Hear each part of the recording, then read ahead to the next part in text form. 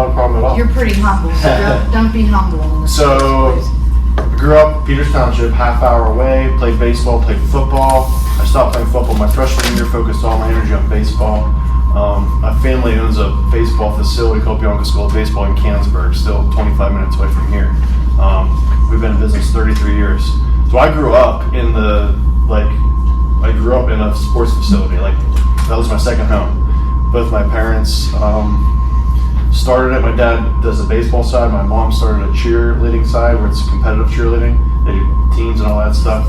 But, you know, I was around it for so long and grew up in it. I was lucky enough, I got drafted in the 3rd round by the Arizona Diamondbacks out of high school. So after my senior year, I got drafted. I graduated on a Friday, and I flew out the very next Friday. Flew out to Phoenix, Arizona. Went through a couple. They took me through and met some players, met the coaches. Then when you get drafted in baseball, you go right to the minor leagues. It's not like football or other sports where you go right to the ultimate highest level of the pros. So you're in the farm system, and within the minor leagues, there's tons of levels. It really is the longest journey if you want to make it from like start to finish to get to that final be in the majors. It's the longest journey because there's like 7 levels. They've cut it down now to where there's 4, which is probably a good thing that they did. But I started my minor league career in Missoula, Montana. So I'm an 18-year-old kid. I'm living in Missoula, Montana. I live with a host family. And, you know, from literally one end of the country all the way to the other side, it was tough. It was a really big adjustment. And so my maturity rate was accelerated. It had to. And at that level, it's different than like what you guys experienced going off to college for your first year. I know that was a culture shock. Some of you guys that live not too far away probably wasn't too big of a deal, but still living on your own is certainly different. Some of you, like coming from Florida, I'm sure that was a big difference, right? Coming from Florida, and then all of a sudden you're all the way up in PA and living on your own, got to meet new friends, and you feel like you're going through life on your own to start until you get situated, until you get familiar with it. But for me, it was that, but also there's nobody, you know, there's not really anyone to hold your hand throughout the process. I learned how to drive a stick shift truck, $500 beater truck, because I couldn't get a car all the way up there. And so I learned how to do that. That's like just a life skill that outside of baseball I was not anticipating. Learn how to control my own finances, learn how to have to live on my own from literally A to Z of like, okay, now every single decision that I'm going to make is like, you got to be accountable for yourself. And so I think you guys can relate to that on a basic level just for your first year. But what I learned throughout my career is that like the physical side gets to a peak. Because when I got drafted, I came from being a big fish in a small pond, where I'll just be honest and blunt, I was dominating at the high school level. You know, I would go into a game and, you know, as a baseball player, you want to try to have like a 300 average. And, you know, if I went 2 for 4 and had a 500 average for the day, my average actually went down. And then I went to the pro level, and it was the exact opposite. I was now a very small fish in a very big pond. And everybody was talented. And your physical skills were a lot less relevant. Because again, I'm coming from an atmosphere where I throw the hardest, I run the fastest, I hit the ball the furthest, to now we're all in this very small box where it's about the same. And that's why I'm doing this today. It is more about the mental game, the higher up you go, and less about the physical game. And, you know, you guys are all probably fans of sports in general. I'm the biggest fan of watching football. Like, that's my favorite sport to watch. It's probably the most exciting sport. It's the most popular sport in our country. And when I think of a guy like Tom Brady, or a guy that, I think for me, he's the number one example I like to give.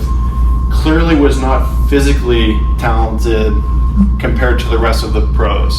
Right? He was very much in the middle of the pack, if not below. Like, I don't know if anyone here has seen a picture of him at the NFL Combine before he got drafted. They make him take their shirt off. They want to see the physicality and see the body. And he looks like a dude they just pulled off the street, right? Like, he was not strong, not in great shape. He ran the slowest 40-yard dash time at the Combine. And there was nothing off the charts that the scouts would say, oh, this guy's a first round, second round, even an NFL player. Where now we watch the game, we see the Patrick Mahomes of the world, the Josh Allens, the Lamar Jacksons, the freak athletes, right? And there's still the Tom Brady's out there, where they learn how to hone in their skills, and they turn all the amount of work that they put in now becomes the skill that's developed. It's not so much of a God-given talent. And so I'll just give you like a basic layout right there about me, and kind of like, just kind of to break the ground with it. If you guys just walked into this is a small group, so like, hello, I'm Justin. What's your name? Adam, nice to meet you. What sport? Wrestling. Wrestling, sweet. All right, so we got a couple wrestlers, a couple football players, soccer, field hockey, and basketball. Okay, am I missing anything? All right, sweet. Just want to kind of get a feel for the group. But look, this is open conversation. If you guys have any thoughts, questions along the way, like just raise your hand. Like I'm here to help you guys out as fast as I can in a 45 to hour minute window. All right, so I want to first kind of set, like, we got to get on the same page about something. And this has to do with your sport and your life before we even get into anything. And so I'll talk as if this is me and you apply it to your situation. If you're here, right, and in your sports, in your journey as a college student, your goals, I want you to think about right now, where do you want to be in the next 5 years? You just think in your head, right? Oh, I'd like to have a job at this industry or this company, or I'd like to be still an athlete, maybe at this level, pursuing this, maybe whether it be an independent league, a semi-pro, a pro league, whatever it is. Think about like something that would be, man, if I could just put myself where I want to be in 5 years right now, ideally in a perfect world, where would that be? So think about where that would be. And so wherever that is, that's you over here, okay? And so this is you today, and this is you in, we'll just say 5 years. Could be longer, could be shorter. Where all of us have a huge issue is this. We know there's going to be some road bumps, but we think there's either a straight line path to get there over year 1, 2, 3, 4, 5, or we think there might be some curves along the road, or it might be a little roadblock here, but we think that this is going to be a really smooth process. And I'm here to tell you, it will not be. We have to get on the same page with that. It will not be as smooth as a process as you think. And so when you can start to learn this, you can understand that life and your career and your sport, you're going to start realizing, hopefully rather quickly instead of it taking too long, but you're going to realize it's all the same. I promise you that. When I relate my career right now through just being through my job, and I think about the things that I've learned in that area, think about the things that I've learned in my sports career, and I think about the things I've learned as a husband and a father of two, and I'm telling you, it all comes full circle. These lessons that you're going to learn are all going to relate and carry over to the next thing. So it's really important for you right now, the lessons that you're learning as an athlete from your coaches, from your own personal experiences. I promise, the things that you've learned with how you handle failure, and how you can have confidence as a person, how you can focus, the whole thing will carry over to the next phase. And so when we get back to this, when you can realize, that life's a little bit more of a maze, where you still have this in mind, but you might have to go over here all the way, and then over here all the way, and then here, and then back this way, and then that way. You're going to have so many more roadblocks than you realize. I'll give you a quick example. You ever get into your car and you have somewhere you want to go, you don't know where it's at, you've never been there. Let's just say it's 30 minutes away. Okay, so I have an address, that's all I have. So I go into my maps on my app, I plug in the address, right? And somebody told me it was going to be 30 minutes away.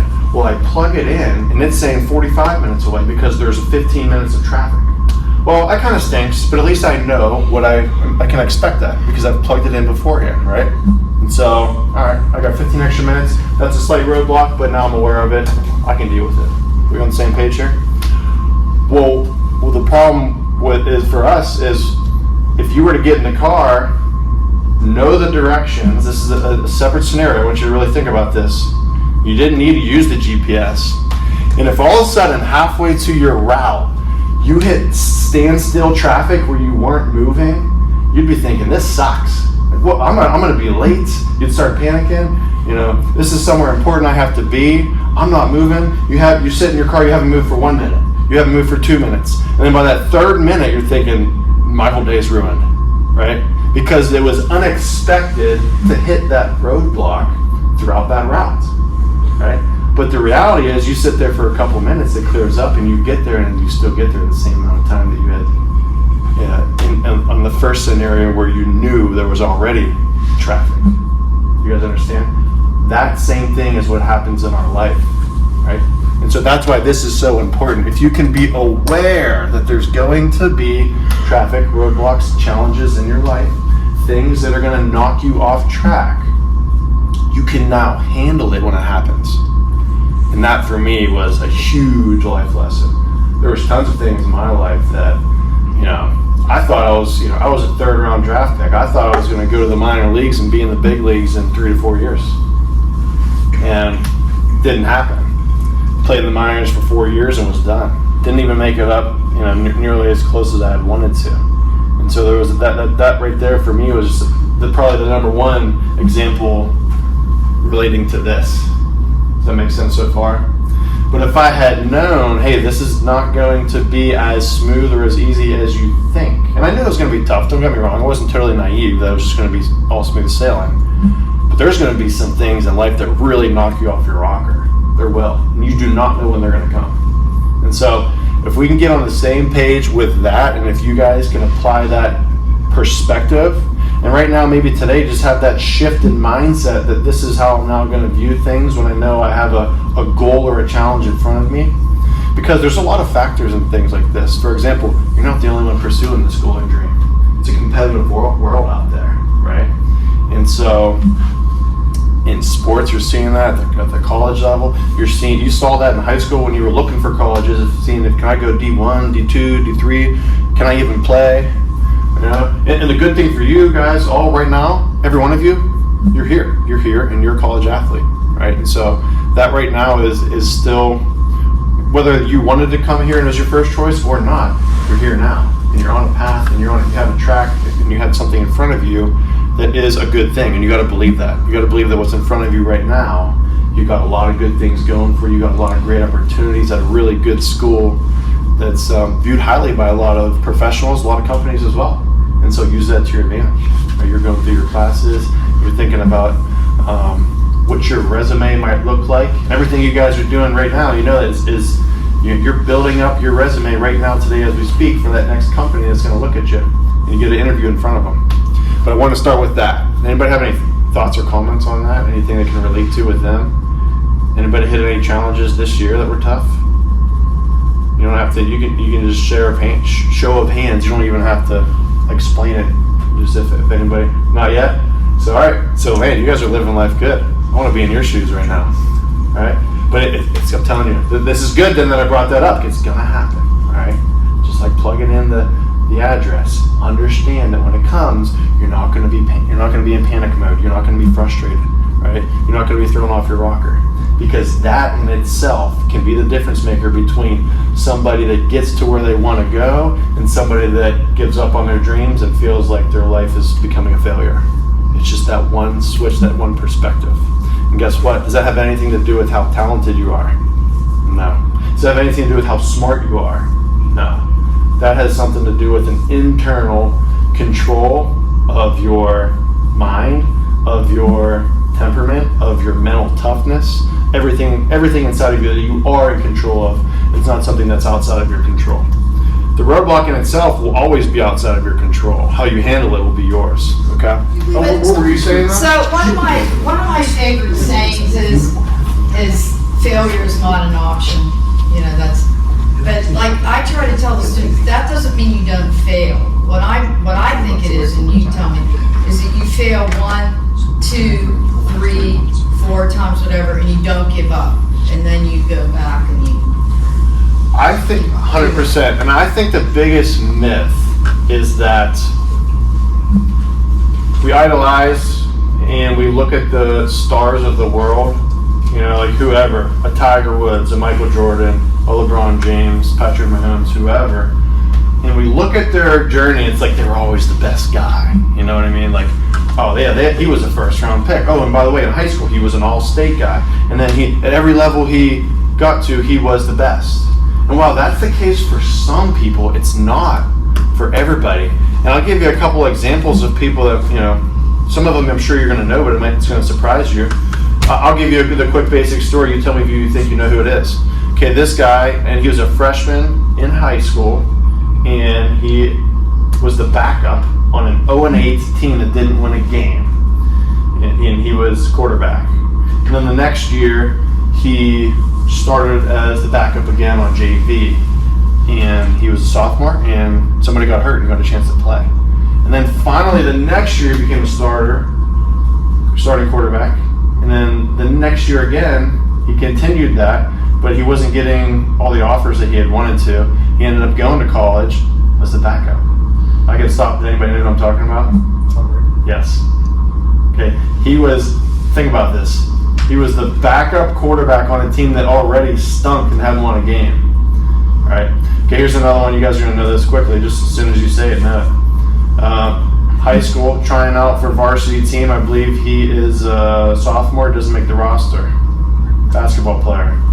Michael Jordan. The high school coach cut him his first time he tried out. Right, he finally made it, and then he finally, from there, you know, went to North Carolina and then tasted success. But like, you can't tell me that if somebody does he make the team, gets cut from the team, or isn't even a starter on a freshman level, that they were just born with the most God-given talent. You know, they worked their tail off to be able to acquire these skills, and then pass it to the next guy, pass it to the next guy. And those two guys right there, I promise you, and you guys can agree with me on this was their route. It was not smooth and fast.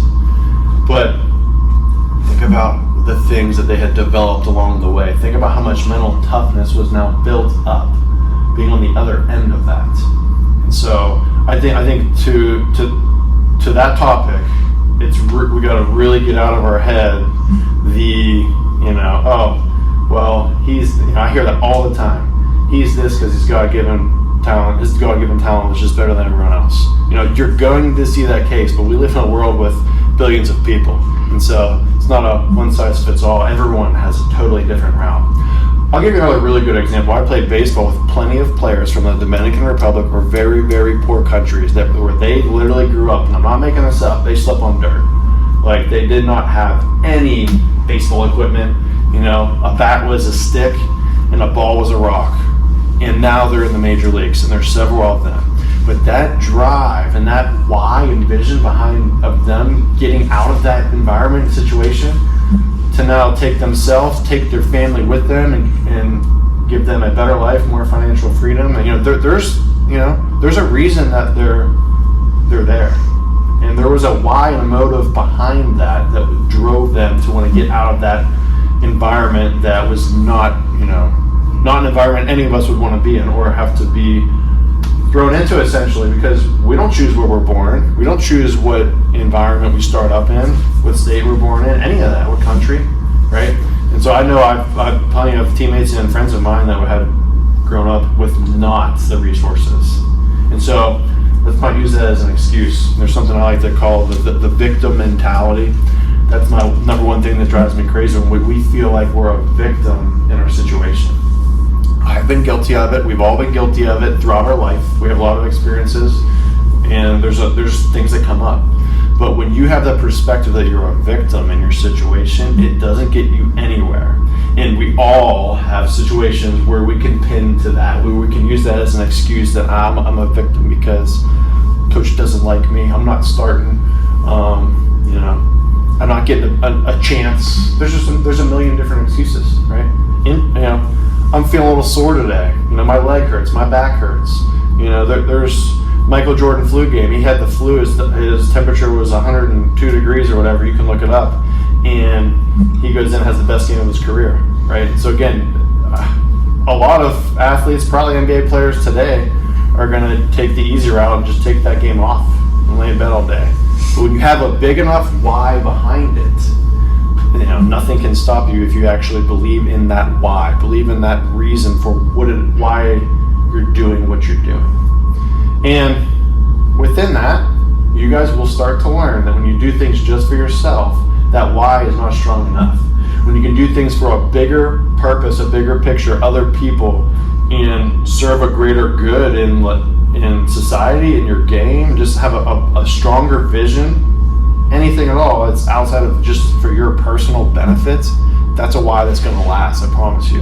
The one for yourself, the one for having a bunch of money, those things die off time and time again. I could go, this is what we talked last time, I went an hour and a half because I got just so much stuff I want to share with you guys. But you guys ever hear there's a stat, and I don't know the exact stat, but people that win the lottery, do you guys know that more than half of them end up like suicidal, broke, or dead? Do you guys know that stat? You can look it up, but it's a real thing. And so a perfect example that money doesn't make you happy, and it doesn't fulfill you. It makes life easier. It takes problems away easier because you can fix a lot of things with money. I'm not going to deny that, but it will not fulfill you long term. And again, that stat alone, I don't even have to go into it anymore. That stat speaks volumes to that. Okay, so anybody have anything right now? We'll do a couple checkpoints along the way. Any questions or thoughts about anything so far? Good. Raise your hand if anything at all. All right, so I want to read this to you. There's three things. There's perspectives, there's beliefs, and then there's actionables of things we do. Okay, so when you can shift, and this is going to tie all three in, when you can shift your perspectives, or the lens that you see something through, that's what we mean when we say perspectives, what lens do you see something through? You can then start to believe in your abilities, right? So when you shift your perspectives, you can then believe in your abilities, which will then allow you to take better actions to get to where you want to go. There's kind of like a 3-step, very basic process there. And it starts with perspective. That's why I started with this. Does that make sense? Now you have a perspective, and then it leads to your beliefs, or the things that you do believe in, principles and morals you believe in as a person and as an athlete, and then you stay true to those, and then it'll lead to better actions. I think that's one of the tough things that we have in front of us. We're always thinking about what's the best next thing to do, and we don't always know. But if you ask yourself the question of, well, how can this relate to the bigger picture? Does this align with my beliefs as a person? Does this align with some perspectives that I think can serve you well? And this is a great question to ask yourself when you graduate. You're not sure where to go in life. What is this the right job for me? Is this the right place to live? Are these the right people to get involved with, to associate with, and become my friends, become my coworkers? The whole thing is, again, it's all going to be interconnected. But I want to, if you can understand that, okay, so that's kind of like just at a basic level. We're going to talk about confidence more now, and how this can kind of lead into like confidence. And the biggest thing you need to first understand with confidence is this. I'm going to tell you a very simple story. So if I were to plant a flower, okay? If I were to plant a flower, right? And I want to see a really nice flower head blossom and bloom, and I want that to be my end product, right? Okay. So I need seed, I need good soil, I need water, right? I need a mixture of things, I need sunlight. Then I have the right recipe of things, and then the flower starts to begin its process, right? Roots start growing, stem starts growing out of the ground, and then at the very end of the process comes out the flower head. Does that make sense? Well, here's what you need to understand. The flower head is confidence. Okay, the flower head is confidence, meaning confidence is more a result of the process that you're putting in. It's a result of the work you're putting in, the experiences you go through, and a variety of other things. Right, we need to have this blend, this recipe of things that will work, and confidence will come from that. You have to understand that. Because a lot of us get it wrong where we think I just am confident or I'm not. And I'll tell you this, you're not born confident or born without confidence. It's developed.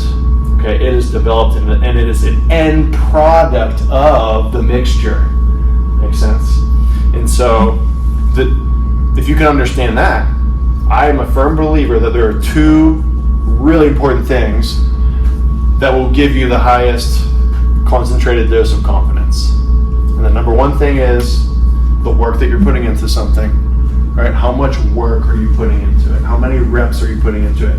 As an athlete, you want to be confident in your sport, well, start evaluating how much work you're putting into it. That doesn't have to be rocket science. And I'll be honest, it's okay at a basic level to compare your work to what other people are putting in. Because, again, this does not have to be rocket science. If I show up to my team lifts and I just do everything everyone else is doing, everyone does 4 sets of 12 reps, and everyone does 3 practices a week, or whatever it is. If I just do it the same thing that everybody else is doing, what's going to separate me? That wouldn't make any sense. Why should I expect to be any better? And so you got to be putting in extra reps. You got to be putting in extra reps independently. You got to be doing it when people aren't looking. And so a lot of that has to do with what you do from a mental standpoint, a mental routine. And what I do, like aside from this, is I'll work with athletes one-on-one once a week. We go through, spend 45 minutes to an hour, and we will build the mental skills over a 5-month span. Those are the kind of things that I'm talking about. And again, even if you do things on your own, routines before bedtime, routines in the morning time, reading things that will serve you. This will surprise you, but watching content, whether it be YouTube, online, that is educational for what we're talking about, not just browsing online and watching a bunch of crap. Watching stuff that actually is educational for your mental game, your mental performance, your mindset, all of those things. Meditation's a big one, right? So being able to spend time with yourself, even just briefly if it is, to be able to, again, get that visualization process started. And that is going to really help out with your beliefs in yourself and understanding, like, to be able to stay true to who you are. Talked about before, your beliefs, your perspectives, those things, that's huge. And so, rewind for a second. Number 1 is the work and the reps. Number 2 is your experiences. Okay, number 2 is your experiences that you're going through. For example, you guys going to college right now, this is a new experience. For year 1, it was a really new experience. Year 2, you're more familiar with it. Year 3 and 4, not so much. I challenge you guys now in year 3 or 4, junior, senior, or even 5th year, whatever, start to get more experiences, like welcome new experiences, meeting new people, picking people's brain that are maybe in an area that you want to be, looking for mentors, looking for other people that you are, again, picking their brain, pulling value from outside sources. But you got to be able to make that happen. You got to be able to take action to do these things. Nobody throughout your whole life will ever show up on your door knocking saying, hey, here's the best job in the world for you. Right? You've got to be able to make it happen. You've got to be able to expose yourself by getting more experience in the real world. And I'm sure there's plenty of opportunities throughout your school right now with, hey, here's a extracurricular thing going on, or this guy's speaking, or this whatever. I'm sure that there's plenty of opportunities throughout that. So I would take advantage of those just for step 1. But again, like even being able to start thinking a little bit in advance, not crazy, not 5 years down the road, 10 years down the road, but like thinking about what's something I can start to get my foot in the door with, whether it be exploring jobs, exploring companies, exploring, even some of you guys aren't sure what you want to do, even though you have a degree for something. All right, my wife went to W&J. She had a degree in biology. Didn't ever use that. She's a Medicare insurance agent. That's the case for a lot of people. And so, think about the things that interest you and the passions that you have.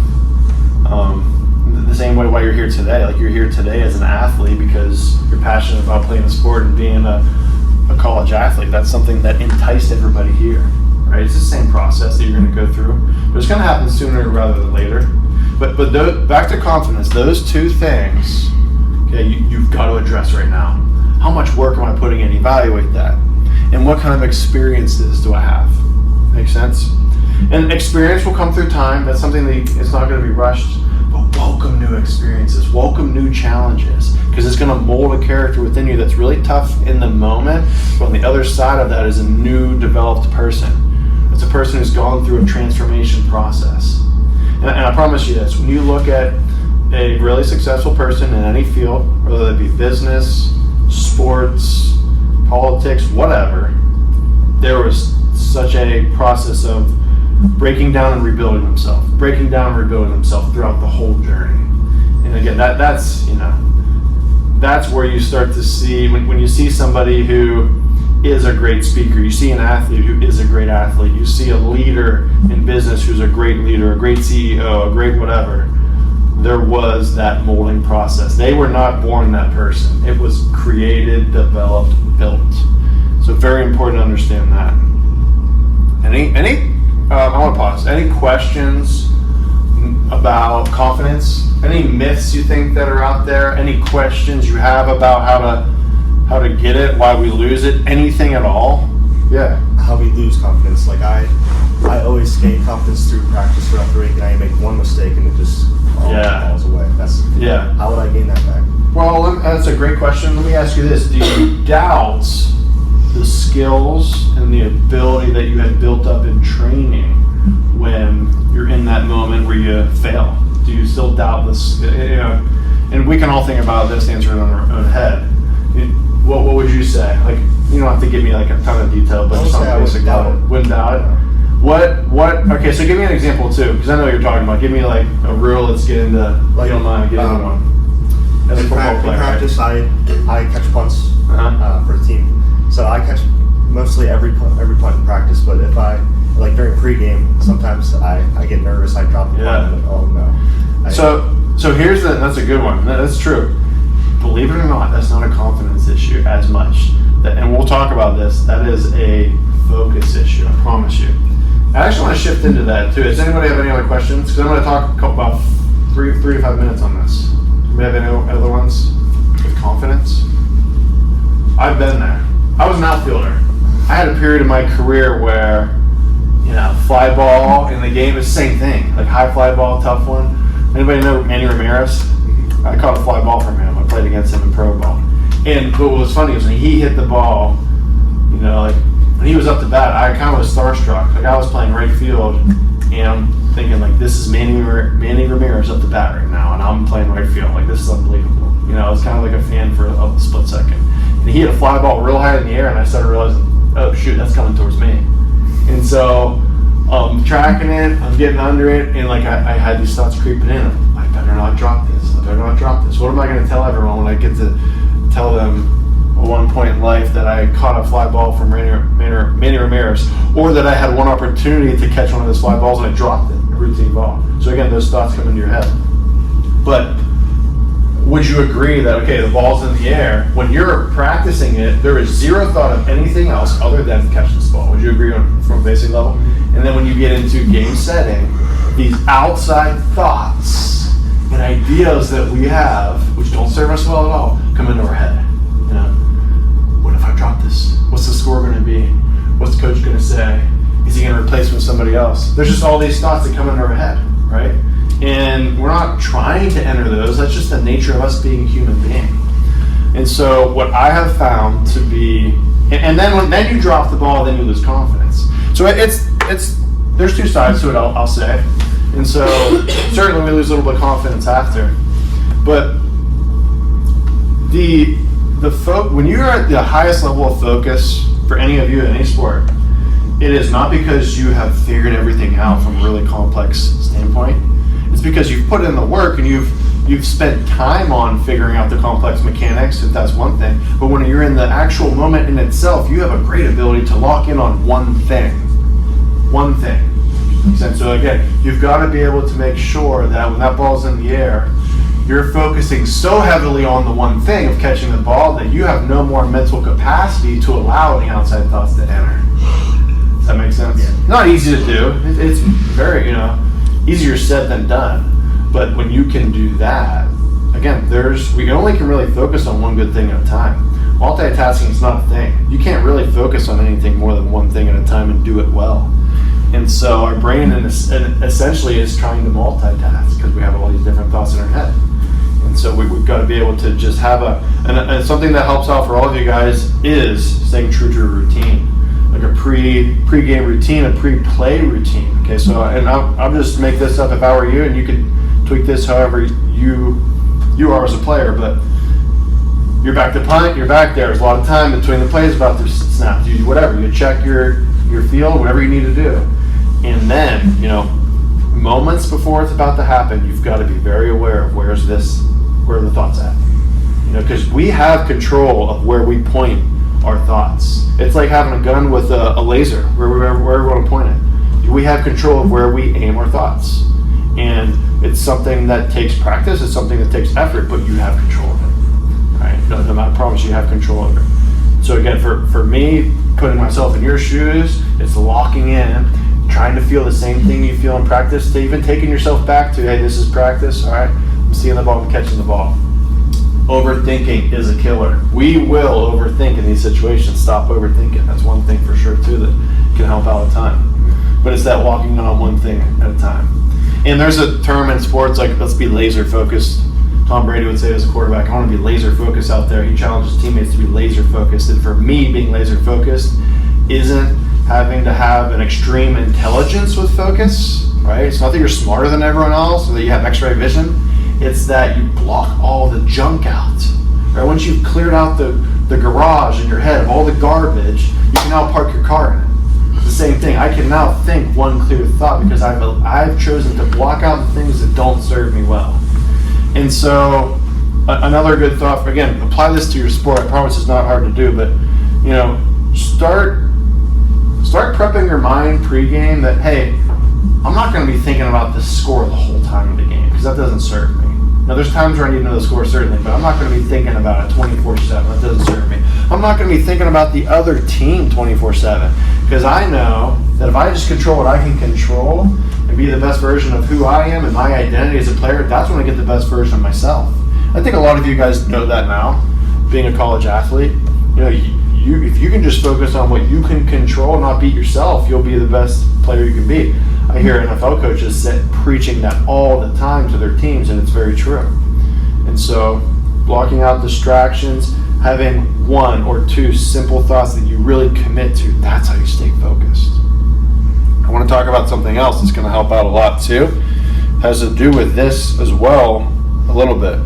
So, I'm a firm believer that all of these really high-level athletes of any sports have this double-edged sword, where one side of this sword is extreme confidence before an event happens, before the play happens, before the game happens. But on the other side of the sword, they have a really, really good ability and a really tough mindset to handle failure after the result has happened, after the play has happened. And so both of those things are working on both ends for them, and guess what? They have nothing to do with the result itself. It has nothing to do with the win or the loss. It has nothing to do with the failure or the success of the play or the moment, the game, the season. It's what's before and after. They're always controlling the before and after. And when you can get your mind working that way, you're going to feel a lot more in control of your game, because those are controllables for sure. And the reality is this: you can't control if you win or lose every game. You really can't, because there's more players than just you. Right? It's maybe golf or a one-man sport. Tennis is a little bit of an exception, but I still don't even think that much. But when you guys are playing sports with multiple people, with multiple coaches, you just got to focus on what you can control. You don't have as much power as you think, because even though we see on sports some teams win a lot more championships than others, we still don't see the best players win the Super Bowl or the championship every single year. Right? There's so many things that go on that are outside of the player's control. And so, again, you have the confidence before, the toughness after. And again, just on a basic level, I'd be preaching this to myself if I were you guys. I need to have more confidence before the event, and that takes mental preparation, takes mental thought, routines, right? Staying true to yourself, and reminding yourself before something happens, hey, I did put in the work. I've put in probably more work than anyone else around here. Now I'm realizing that. And again, the result of that is I'm going to feel more confident because I know it's real. I know I deserve it. I know it's earned. It's not something I'm trying to create out of thin air. You will not create confidence out of thin air. It's a result, just like I talked about with the flower blooming. It's a result of the other things that have prepared you, have built you up. And then the confidence and the mental toughness, that's tough. But I always really admired an athlete that was just super mentally tough. Not so much physically tough. That never really impressed me. But somebody that made the decision to be mentally tough, to not let something get in their way when a failure would happen, and to allow their focus to still stay on the task at hand of the things they can control, not the things they can't control. That makes sense?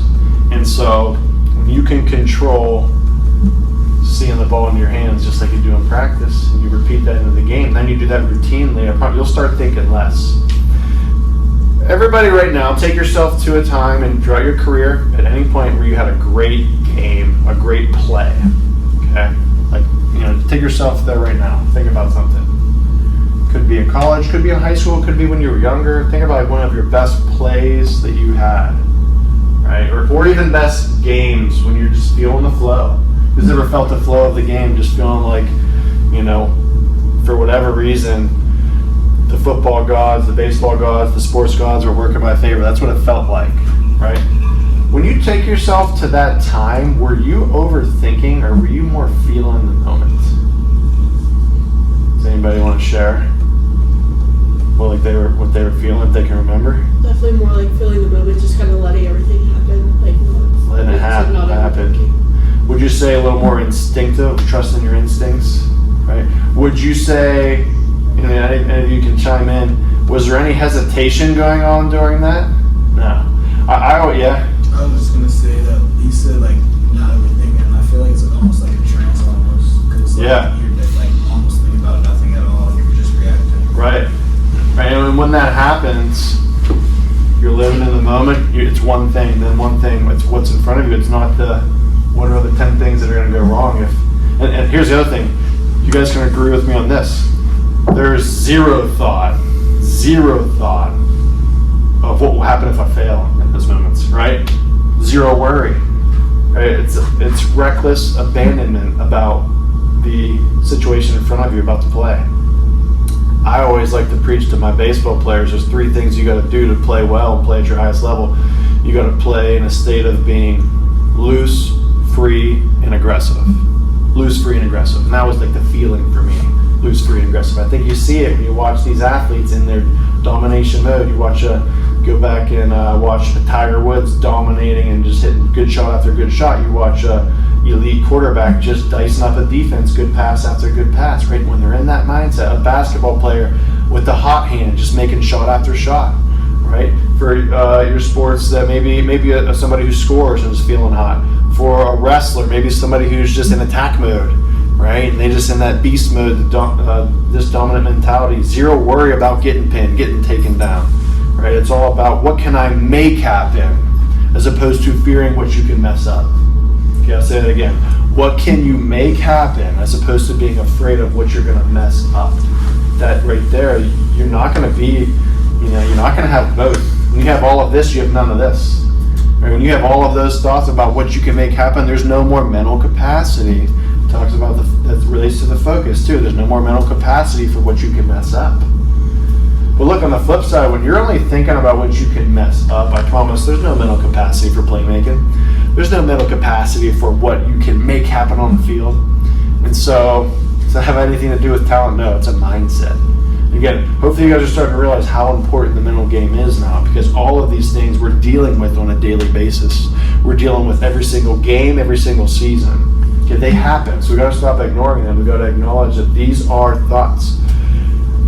Average person has between 60 to 70,000 thoughts a day. Okay, average person has between 60 to 70,000 thoughts a day. How many opportunities do you get in the game to make a play? 60 to 70,000, or like maybe just a few, right? Does that make sense? So this thing is working on overload all the time, and there's no stopping it either. You can't control that or minimize that. That's who we are as human beings. So we can actually learn how to live with who we are and actually play within the rules, knowing that these are the rules. I'm going to have these many thoughts a day regardless of what I think or want to try to control. Why don't I play within the rules and utilize them to my benefit? Why don't I leverage them to work for me, not against me? And again, I'm glad you guys are all here, but it's something we need to, at least from a very basic level of step one, got to acknowledge today. We can't be going through a routine anymore thinking that it's our physical game that's messing us up. Give you an example as a baseball player. So many times, I know I was guilty of this throughout my career, where I would not be hitting well, and I would immediately go to my swing mechanics. And you guys can think about the mechanics for you as an athlete. I'm sure everybody has within their position in their sport mechanics, right? That they want to work on. They know when they do these mechanics well, that they can perform better. They don't do them well, they don't perform better. Everybody knows that. But there's also a side where you guys are all here. Your mechanics, did you guys know, got you here, right? Your mechanics already got you here. And while we still want to improve them, I'm not ignoring them at all. We got to have both. You know, we got to have physical and mental skills, and those are the people that really taste success in sports. They have both physical and mental skills, not just physical. All right. So by no means when I talk about this am I ignoring the physical skills. We're telling you to minimize those. We got to add the icing on the cake. That's the perspective that I have. But that double-edged sword of confidence and handling failure is huge. How are we doing, time-wise? I was into so much what you were saying. This is the problem I got. Yeah. Track of time. And I hope I'm in the right space, because I got to make sure I get enough content and stuff in instead of feeling like, what can I say before I have to leave? That's why I'm happy to do this and passionate about it. About 20 minutes. You guys okay with 20 minutes? I like that question about, like, because at the end of the day, I'm here to help you guys out. If that was something that you're dealing with, then maybe I can help you out. By the way, does that make sense? At least, like, kind of like about the confidence. And, you know, you start catching more balls in the game, you'll start thinking less about those things, right? But if you want to catch more balls in the game, it's not about, it is about that focus level. Focusing on one thing, and like, everybody here, quiz yourself and do this in your next practice. Be aware of your thoughts in practice.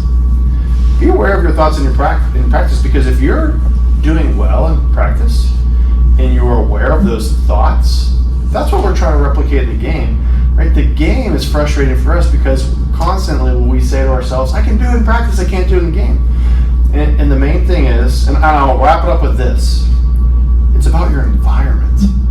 Right? You're in a different environment. You're not a different person. You didn't all of a sudden learn different mechanics, right?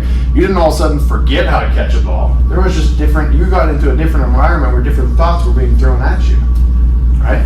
If I asked you all to walk in a straight line on a 1-foot board, nobody would have a problem doing it. But if I all of a sudden put that board on top of Mount Everest, it's a different ball game, right? Because there's these outside things. So it's not that you can't do the thing within you, it's that there's outside circumstances, there's an outside environment that is channeling these thoughts to work differently, right? But there's going to always be a battle in your life, in sports, outside of sports, between two things. And it is your physical environment versus your mental environment. They're always clashing, right? Right now, like, okay, your physical environment, you're in class. You're going to be in a different environment when you're in your dorm room and it's just a relaxed setting. And then you're going to be in a totally different environment whenever you get into practice, and then a totally different environment when you get to game, right? There's different pressure levels throughout everything. Does that make sense? But where you guys are going to see a lot of success is when your mental environment is stronger than your physical environment. So you've got to build up your mental environment, your mental skills, mental confidence, toughness, perspective. It starts there. It starts with your perspectives and your beliefs about how these things actually work. Belief on focus, about what is focus really. And it's not that you got to be the smartest person in the room or the most complex thinker. You got to be the person that stays true to the plan and focuses on one good thing at a time, and you can commit to that repeatedly. All right, but the physical and mental environment are always clashing, and it's the same thing whenever life's a one-on-one match. When you really think about it, it's a one-on-one match. You as an athlete and your team are playing another team. That's always going to be a one-on-one match. You and your class, it's a one-on-one match versus you in that test and that criteria of like you getting your score. Like it's a one-on-one match. And again, this one-on-one match of your physical environment strength versus the physical environment is never going to go away. And when you see athletes that can get in the most pressure situations of all time, game-winning kick, Super Bowl, game-winning play on the line, any sport, whatever it is, championship game, those people handle it because they've built up a mental environment and a belief in themselves that's stronger than the physical environment. One of them will win. probably won't. It'll never be a tie game. One of them will win, either the physical environment or your mental environment.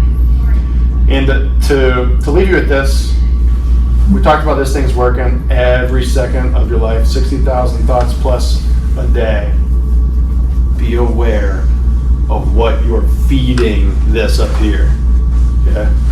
And there's a quick story about it's a Cherokee legend of a Cherokee Indian. The old grandfather Cherokee is with his grandson, and he says there's a wolf inside of us. There's two wolves. They're battling. They're fighting all the time. One wolf is everything good. It's everything good. It's positivity. It's encouragement. It's joy, happiness. It's everything on the good side. And then there's another wolf, and it's the bad wolf. Right? It's jealousy, envy, negativity, everything you could think of that's bad. And the grandson asks the grandfather, which wolf wins? Like, who's going to win? And he says, the wolf that you feed. And so the wolf that you feed mentally with your thoughts, you feed the good wolf or the bad wolf. Right? The one you feed will win. And again, that relates totally to that physical and mental environment. But what are you feeding your mind daily and routinely? And if there's that many thoughts throughout our day, what that really means to me is there's that many opportunities for growth. That's the perspective you got to have. There's that many opportunities for growth to become a better person, more confident individual, a tougher person mentally who can handle failure better than the rest. Really believe that. And knowing that you're in control of a lot more than you think. Right? When you can just commit to the things you can control, start to forget about the things you can't control. As hard as that is, I get that. That's not easy to do. That's why not everyone's successful. That's just the bottom line. But when you can commit to those things, changes everything else. There's one other stat I wanted to give you that was a good one. Had to deal with that. 60,000 thoughts in your day. 90% of what we think are the same thoughts from the day before as well. That's like, I'm not making that up, that's a study, you can look it up.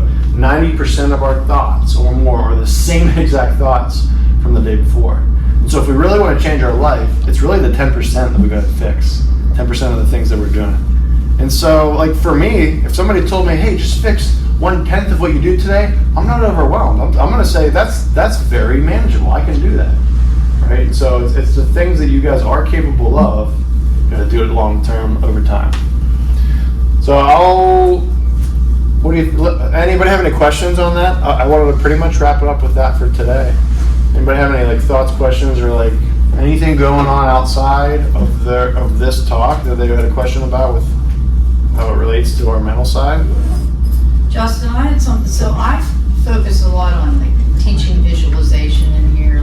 We do it almost every day at the end of class, and I talk about the RAS, which is the reticular activating system, and and that our mind takes pictures more often, and I really focus a lot on that. How important do you think that is, and then transferring it from your subconscious mind into what you're actually doing as an athlete? So important. Where your thoughts go, your energy flows. Because where your thoughts go, your energy flows. And just start from a basic step one of where you talked about where you're pointing this aimer up here, where are you directing your thoughts? And here's the other thing I will say. Learn to shift off of a negative thought. We're all human. We're going to have negative thoughts. We're going to have negative people. We're going to have negative environments. Learn to shift off of it. Because if you just always are following whatever is in front of you, nobody's going to find success that way. Learn to shift off of it when needed to. There's a video I saw about that. I don't know if you talked about it. It's the example of you get a car.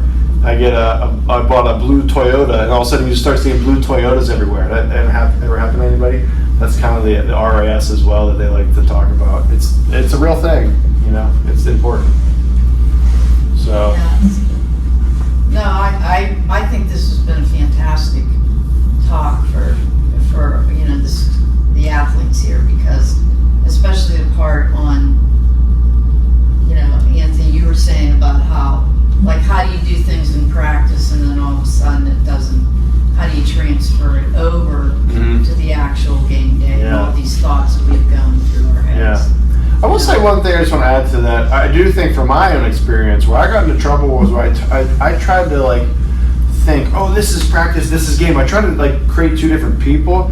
That never served me well. I just need them. When I would just show up with the same, like for like me as a hitter, when I got into the batter's box, and you guys can maybe relate this to like your stance, your mannerisms, your body language, and your position. But when I was a hitter in batting practice, I'd get in there, I was just so loose and comfortable as a hitter. And then when I would get into the game and notice I wasn't that guy, I was stiff and locked up, wasn't the same guy. When I would just allow myself to be really comfortable and be confident in just who I am, knowing I don't have to be anyone else other than me. Because God created each one of us one of one. Everyone here is one of one. You're not supposed to be anybody else other than yourself. But being comfortable in your own skin and allowing that to show up in the game, that for me was transformative. You know, I would get in the box and just be the same loose guy. And even like sometimes, like maybe even to the point where people were like, does this guy know the game's going on right now? Like that comfortable and confident in like your ability, like how you are in practice, just be the same guy or girl in practice on the field. When you start to do that, trust it and see that you actually are playing better, not worse, I promise it'll be so much easier to repeat. But I do think we psych ourselves out. We psych ourselves out before game day thinking we need to all of a sudden think better and more efficiently than you think in practice. It's not the case. Trust that you are. So, if you got, I put out content for free every day. And this is my Instagram. It's the mindset that dominates. There's underscores in between. If you guys want to follow me on Instagram, and this is my YouTube channel, I'll put out longer videos on there. It's just my name, Justin Bianco 24. If you want to follow me on either of those, just it's free stuff. You can get more of this content, and you can you can message me on Instagram here if you have any questions, or if anybody has interest of even working with me. I like if you want to like know about how do I actually do this? I have a process and a system for this whole thing where I go work with an athlete one-on-one over a 4 to 5 month span, once a week on a video call. You do it from your dorm room, and we actually get into this stuff too. So if that's ever of interest to anybody too, I do that. But other than that, I appreciate you guys having me. Thank you. Yeah, thanks.